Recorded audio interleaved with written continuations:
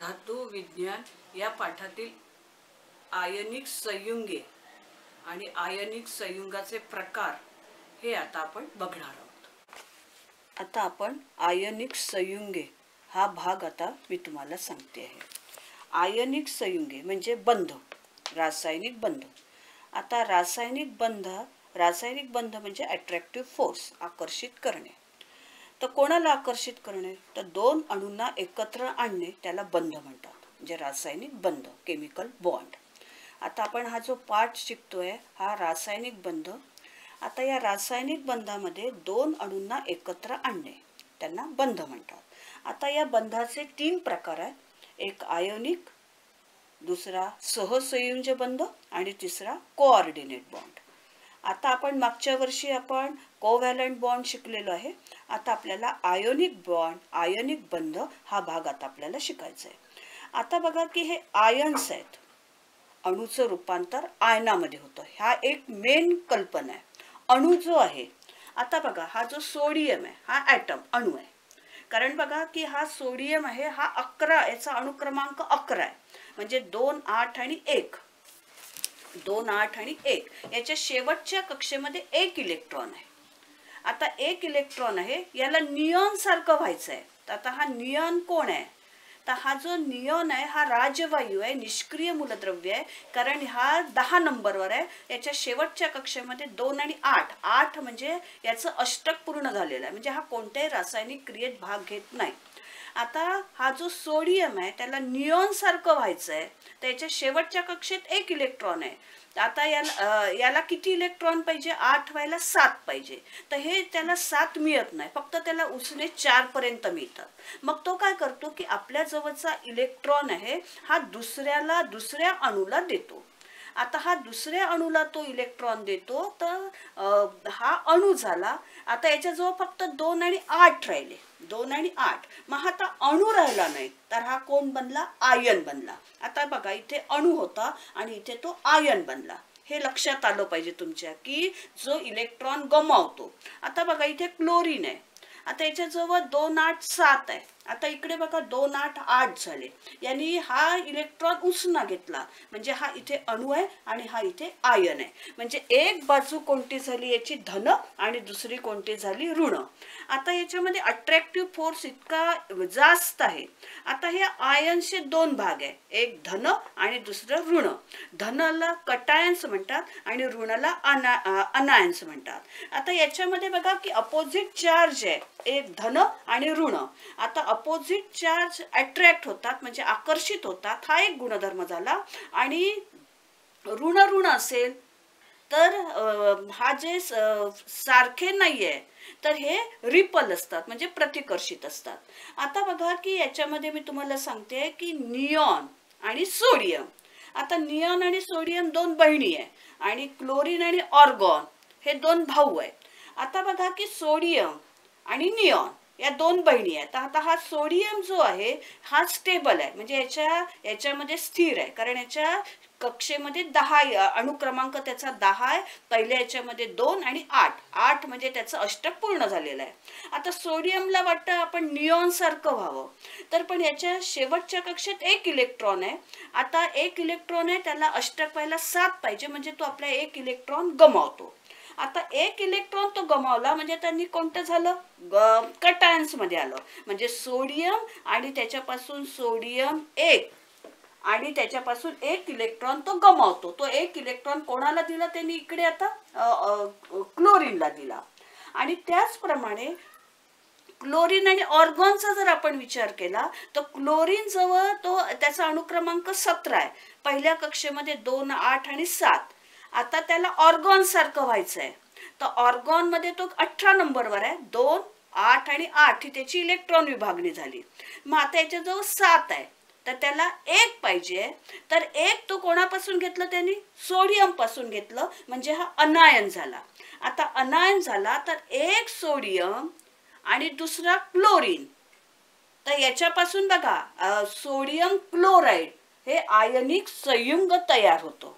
आता हे आयनिक संयुग तयार झालं, याच्यामध्ये म्हणजे एक अणू दुसऱ्या अणूकडे खिचला गेला।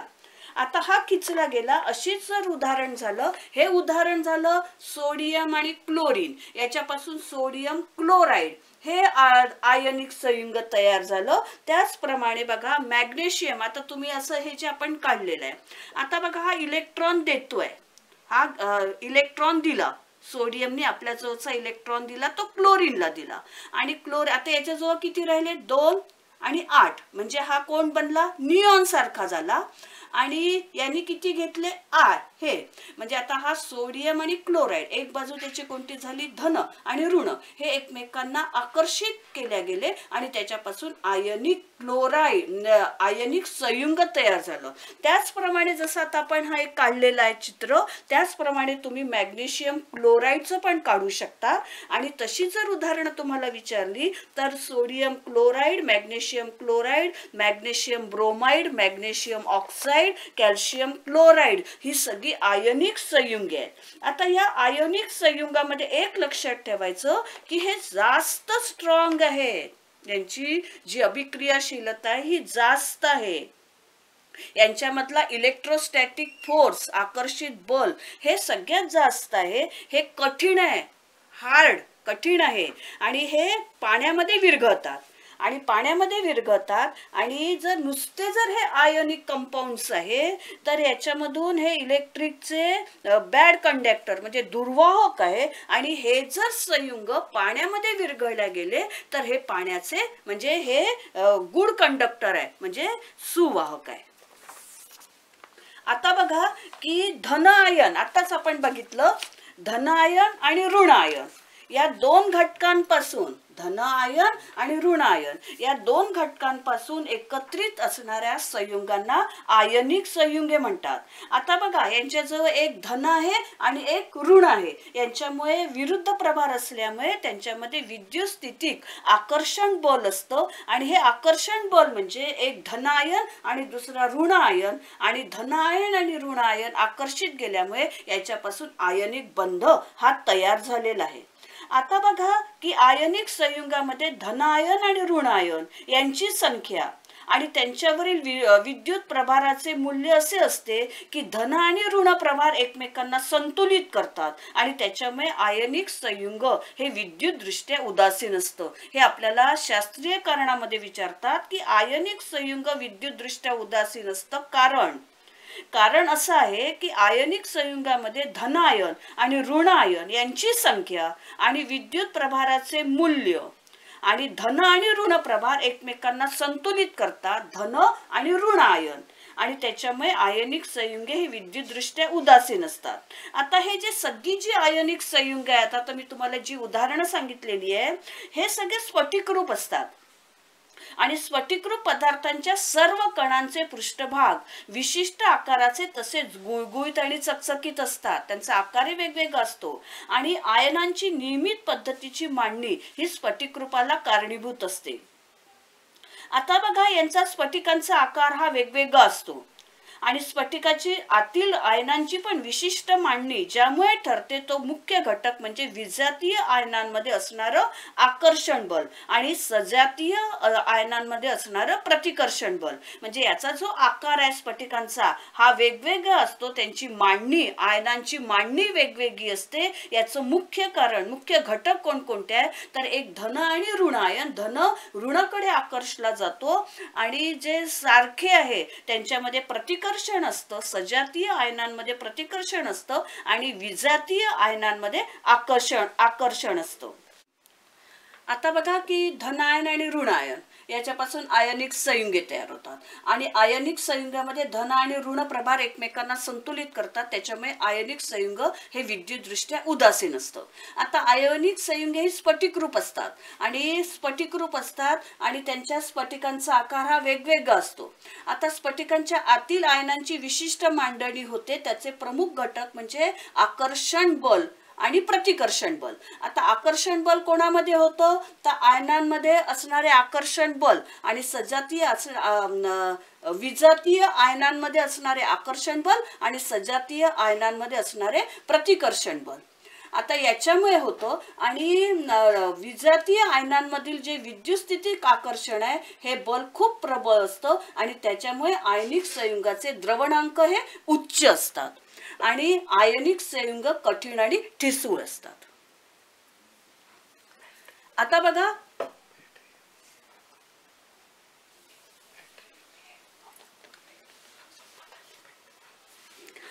आपण आयनिक संयुगाचे गुणधर्म बघणार आहोत. आता आयनिक संयुगामध्ये आता आपण मी दोनदा सांगितलं तुम्हाला धन आणि ऋण प्रभारित आयनांमध्ये तीव्र आकर्षण बल असल्यामुळे आयनिक संयुगे ही स्थायी रूपात असून कठीण असतात.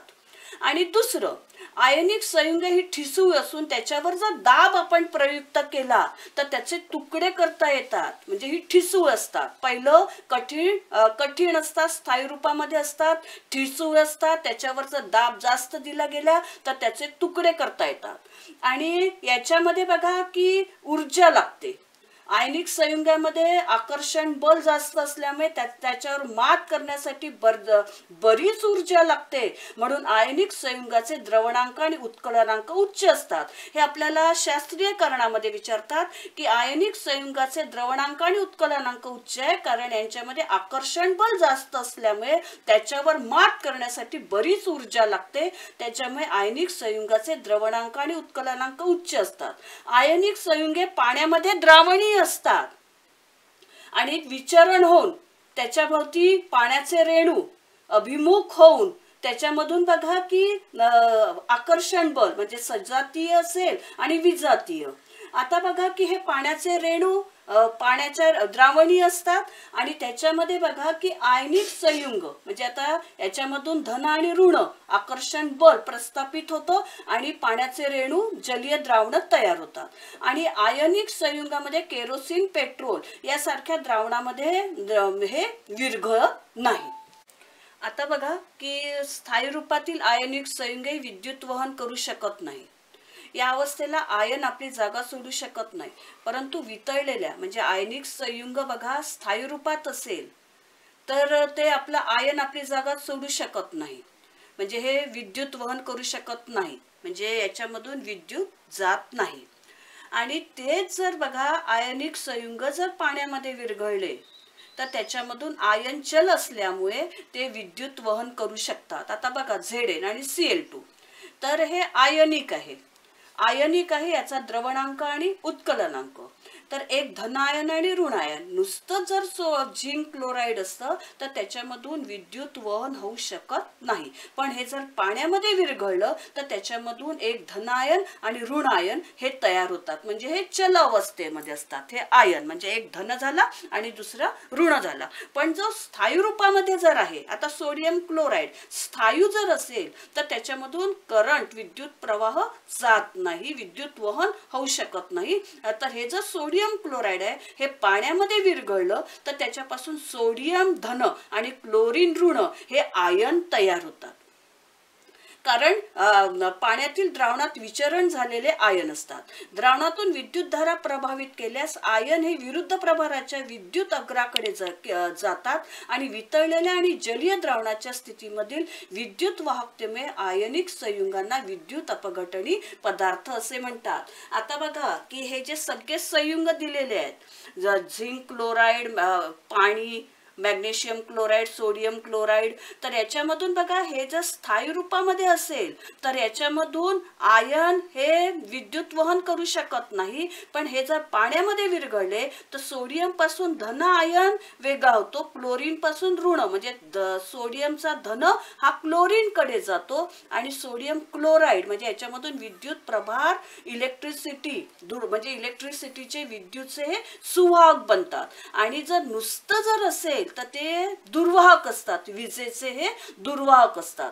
आणि वितळलेल्या आणि जलीय द्रावणाच्या स्थितीमधील विद्युत वाहकतेमुळे म्हणजे विद्युत वाहकता याच्यामध्ये एक धन आणि ऋण आयन तयार झाला, म्हणजे विजातीय आकर्षण याच्यामध्ये तयार झालं, तर हे जे द्रावण तयार होतो याच्यामधून दिवा बल्ब जर लावला आपण तर तो पेटतो. तर हे जे सगळी जी हे आहे ही यांना विद्युत अपघटनी पदार्थ असे म्हणतात. आता या या तक्त्यामध्ये आयनिक संयुग आहेत हे सगळे, आणि फक्त हे पाणी आहे, हे आयनिक संयुग नाही आहे. आणि झिंक क्लोराईड आणि हे जे magnesium oxide, potassium chloride, sodium bromide ही आयनिक संयुग आहे, आणि त्याचा द्रवणांक आणि उत्कलनांक हे याचे जास्त असतात. तर याचा हा तक्ता त्यांनी दिलेला आहे. धन्यवाद. आयनिक संयुगाचे उदाहरण आणि आयनिक संयुगाचे गुणधर्म या पाठामध्ये मी तुम्हाला शिकवलेले आहे. धन्यवाद.